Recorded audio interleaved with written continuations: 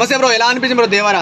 అన్న నమస్తే అన్న. చాలా చెప్తున్నా, అన్నం లేస్తాం కూర నేను చూసా దేవరా. వామ్మో వామ్మో, ఇది ఎక్కడ చెప్తా, దయచేసి notice notice notice.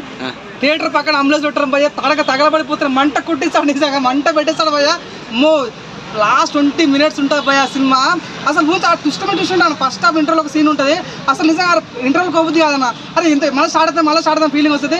Second half వచ్చి 20 minutes భయ్య, కూత రప్పాడించాడు ఇక, వాయిలెన్స్. అసలు ఆ తండ్రి కొడుకు మధ్యలో ఒక సెంటిమెంట్ ఉంటుంది లాస్ట్లో, చెప్పదు స్పాయిల్ అవుతుంది. కూత భయ్య నిజంగా. మాదాపూర్ కొండాపూర్ తన అందరితో చంపేసింది జాన్వీ కపూర్. అమ్మో ఏం పర్ఫార్మెన్స్, ఏం అందం భయ్య. అందం ఒక సీన్ ఉంటుంది భయ్య, రొమాన్స్ సీన్ ఉంటుంది చుట్టుమల్ల సాంగ్లా. వామ్మో ఆ సాంగ్ ఏందో అర్థం కాదు.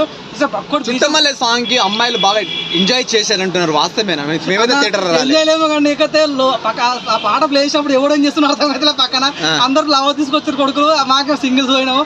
చుట్టుమల సాంగ్ అయితే నిజంగా పూజలు ఎగిరిపోయినాము, అంత రొమాంటిక్ దించేస్తాడు పోయి నిజంగా. అది చాలా చాలా మంది మీకు చెప్తున్నా. బక్కడు బీజం అన్న అంటే కొన్ని సినిమా కన్నా కూడా సినిమాని దాటిపోతుంది. ఆ సినిమా నాకు మించిన బీజం అందిస్తున్నాను ఫీలింగ్ వస్తాను. ఆ పిఎస్ సాంగ్ స్టార్టింగ్ లో పిఎస్ సాంగ్ వదులుతాడు భయ్య చాలా మంది. ఇంకోటి సినిమా చెప్పారంటే అన్న ఎంట్రీ అన్న, అసలు అన్న ఎంట్రీ ఈ రకంగా ఉంటుందని మేము ఊహించలేము. అబ్బో అసలు నిజంగా మొత్తం నదిలో జరుగుతుంది. అది చాలా బాగుంటుంది. క్లైమాక్స్ కూడా చాలా మంచిది. ఒక కెమెరాలో ఒక అన్న వచ్చాడు అన్న, నిజంగా సినిమాలో చెప్తే బాగుంది. కానీ చాలా సినిమా ప్లస్ అయింది చెప్తున్నా. అన్ని సినిమాలు ఈ సినిమా వేరేయా, విశ్వదాభిరామ దేవర సూపర్ హిట్ రామా చెప్తాను. ఫస్ట్ జనం 100 crores స్టార్ట్ అవుతుంది, 100%. 2000 కోట్ల నుంచి స్టార్ట్ అయ్యి 5000 కోట్లకి ఈజీగా వెళ్తుపోతున్నా. ఒక మాస్ ఆలిమెంట్. దయచేసి గవర్నమెంట్ మన రేవంత్ రెడ్డి రిక్వెస్ట్ చేస్తున్నా, దయచేసి అంబులెన్స్ పెట్టండి, బయట తగలబడిపోతున్నాయి లోపల.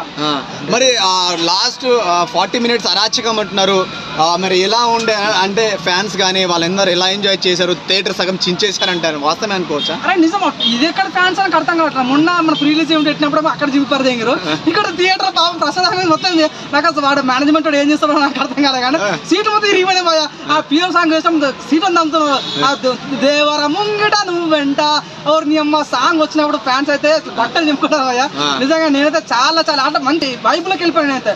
అసలు ప్రతి ఒక్క అరే ఈ సినిమా చూస్తుంటే మంచి సోలోకి వచ్చిండు, మంచిగా ఇట్టు కొట్టిపోయి వెళ్ళిపోయాడు. మరి ఆయుధ పూజ సాంగ్ ఎలా అనిపించింది మీకు? ఆ సినిమా మెయిన్ ప్లస్ అన్న సాంగ్స్ అన్న. మన ఫస్ట్ వచ్చే పిఎస్ సాంగ్ కానీ మధ్య ఒక అంటే సైఫ్ అలీ ఖాన్ వర్సెస్ ఎన్టీఆర్ ఒక ఫైట్ సీన్ ఉంటుంది. ఆ టైంలో ఇది ఆయుధ పూజ సాంగ్ చేశారు.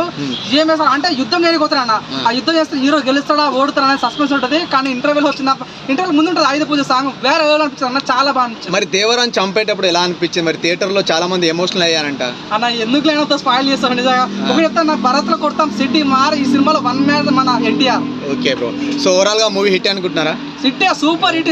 మనం చెప్తాను కలికి రికార్డు బద్దలు కొడుతుంది దేవరా ఫీలింగ్ నాకైతే కలిగింది. ఆ విషయం ఆల్రెడీ హ్యాట్స్ ఆఫ్. నిజంగా కొన్ని సినిమా చూసినప్పుడు అనిపిస్తుంది అన్నాక చూసి బాగుంది ఫీలింగ్ వస్తుంది.